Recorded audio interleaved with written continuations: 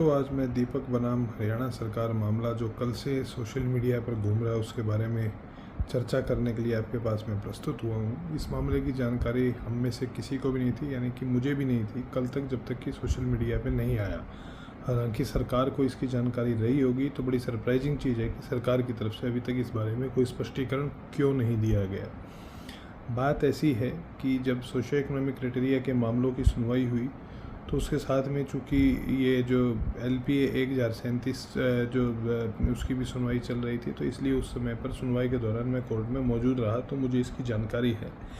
जब 5 नंबरों की यानी कि 5% ग्रेस मार्क्स की जब सुनवाई होती थी, तो उस समय पर जो ओल्ड रिक्रूटमेंट वाले मामले हैं वो कोर्ट ने अलग कर दिए थे, ये कह करके कि इसके बारे में हम बाद में चर्चा करेंगे, और अभी फ़िलहाल केवल ऑनगोइंग रिक्रूटमेंट यानी कि CET और TGT के मामले में 5% की जो ग्रेस है इसके बारे में सुनवाई की जाएगी।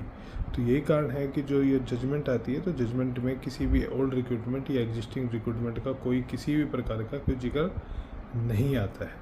लेकिन किसी कारणवश या किसी भी कारण से यह मामला जो है कहीं ना कहीं मुख्य केस के साथ में, यानी कि सुकृति मलिक वाला जो मामला है उसके साथ में अटैच होकर के रह गया, जिसके कारण से एक ऑर्डर आया और वो पिटीशन भी अलाउ हो गई, और उसमें भी जो है सोशियो इकोनॉमिक क्राइटेरिया क्वाश हो गया। 11/2019 एडवर्टीजमेंट नंबर 11/2019 ALM वाली जो एडवर्टीजमेंट है उसके अंदर, जिसके कारण एक संशय की स्थिति कल से बन गई है कि क्या एग्जिस्टिंग रिक्रूटमेंट्स में से जो है 5 नंबरों का बेनिफिट भी चला जाएगा। तो इसका उत्तर यदि इस जजमेंट को पढ़े तो हाँ में आता है, क्योंकि सुप्रीम कोर्ट से भी यह अपील्ड हो गई है।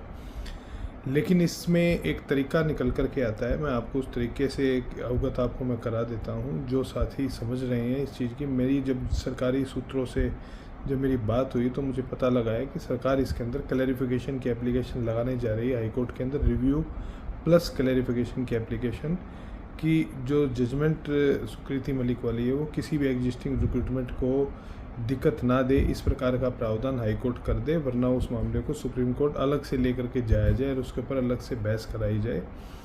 लेकिन साथियों, चूँकि स्टेट की SLP ऑलरेडी इस दीपक वाले मामले में सुप्रीम कोर्ट से खारिज हो चुकी है, तो ऐसे में यह जिम्मेदारी जो है सेलेक्टेड कैंडिडेट्स की बनती है कि वो इस मामले में अपनी बात से कोर्ट को अवगत कराएं कि न तो वे इस किसी पूरे केस के अंदर पार्टी थे, और क्योंकि एग्जिस्टिंग रिक्रूटमेंट जो है ये पूरी तरह से ख़त्म हो चुकी थी, रिक्रूटमेंट फाइनलाइज हो चुकी थी, 3 साल से कैंडिडेट्स काम कर रहे हैं। इसमें जो है लिमिटेशन टाइम बार होते हुए इस सिलेक्शन क्राइटेरिया को जो चैलेंज किया गया है ये पूरी तरह से गलत है। इस बारे में कोर्ट को अवगत कराने के लिए सेलेक्टेड कैंडिडेट्स आगे आए। मुझे लगता नहीं कि किसी प्रकार की इनको दिक्कत आएगी।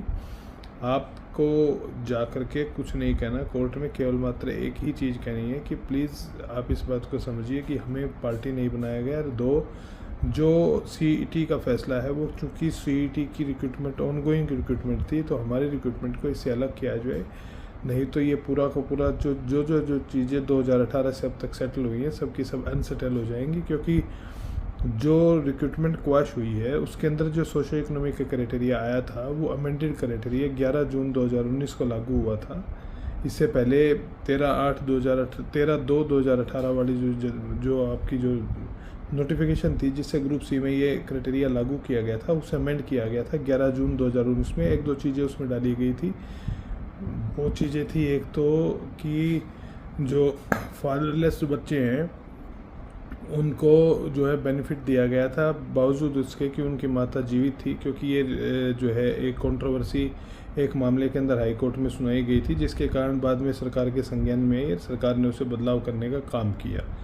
और दूसरा उसमें बदलाव था कि जो आपके नो गवर्नमेंट जॉब के मार्क्स थे उसमें पहले एप्लीकेंट वर्ड नहीं था, यानी कि यदि एप्लीकेंट सरकारी जॉब में है लेकिन उसके परिवार से कोई सरकारी जॉब में नहीं है तो वो बेनिफिट ले सकता था। तो ये जो एक प्रॉब्लम थी, अनोनिटी थी, उसे हटाया गया था। इसके अलावा उसमें कोई बदलाव नहीं किया गया था। तो 11 जून 2000 जो है आपका 19 का जो क्राइटेरिया था, चूँकि वो क्वाश हो चुका है, तो ऐसे में जो है एग्जिस्टिंग सभी रिक्रूटमेंट्स के ऊपर इसका फ़र्क पड़ेगा। तो इसको प्लीज़ जाकर के कोर्ट से क्लैरिफाई कराइए।